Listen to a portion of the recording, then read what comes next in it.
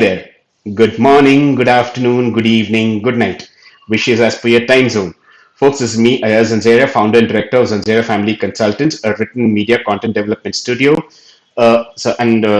In this series, I bring to you or I talk about customer experience, the customer experience journey. Okay, and what are the different phases of a customer journey and how it can impact the business if not done right, if there's an issue.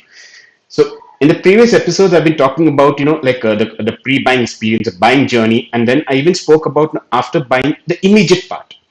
Now today I'm going to talk about a little further down the line. So let's say you can say after buying the product or after signing up for a service, it's like almost it's been almost so you can say 8 months to 10 months or maybe a year or a year and a half. That's that time. Now, in case of a vehicle, we are talking about the duration of the free services. Okay, and in terms of after buying a vehicle on completion of X amounts of miles or kilometers, or on completion of a certain number of months, vehicles need to be serviced. So at that time, what is his or her experience. That's one bit. In case of a service, the customer has signed up for a service. He has explored the different aspects of the service. He has kind of tuned the brains out of the support team or the relationship manager, whoever it is, and so on and so forth, and has explored the product or the service, and has either, if he has taken it for his team, they have implemented, they have I mean, he's got collective feedback, and there are plenty of factors out there. Now, and this is again a part of the settling phase of the customer journey, in which the customer is getting used to the product or the service that he has purchased. And in this case, and this is where he or she will see trends, or rather will experience trends. He or she will experience, okay, what type of it tends to become predictable. Okay, like if this happens, if we reach out, what will they say? It tends to become predictable from that perspective. So again, be careful out here. You need to have the messaging right. Now, in case if there's a bad experience, it has to be kind of a genuine bad experience, and not a trait, and not like a regular habit or the regular service, that okay, or a customer support. That's one thing to be very, very, very strongly avoided. So that is one important aspect, an important part. So that is one thing which you need to be very careful about. And then so essentially, at this time, the customer reaching out to the support teams, it's kind of reduced to a certain extent. Now there's a transition from queries to issues. From queries to issues. So issues are reported, but they are not that high in number.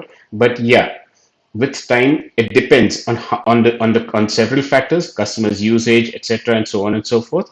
Accordingly, I mean, it could happen the other way around also. Companies reaching out to the customers and and taking regular feedback, regular monitoring. Okay, I hope the product or services is up to expectations, and I hope you're finding it useful, etc., and so on and so forth.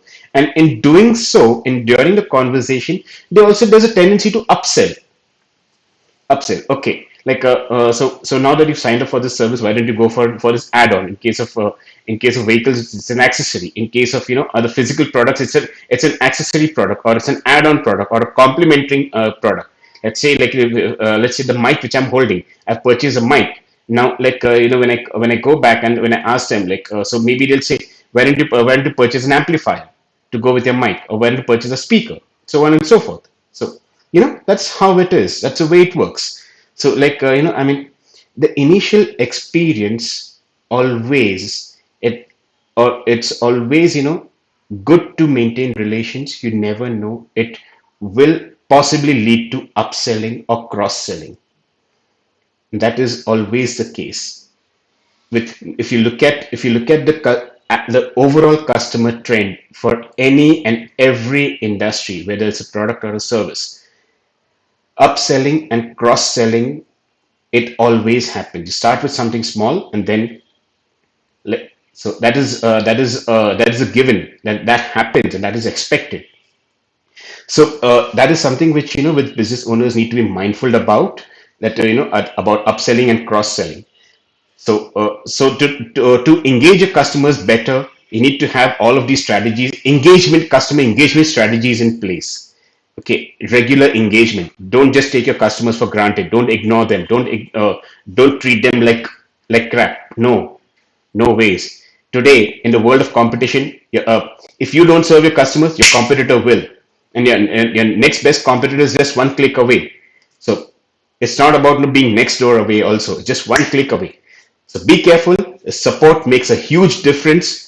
So to know more about how to effectively engage with your customers, so that you can upsell and cross sell your products, feel free to reach out to us, and we'll be more than happy to help you.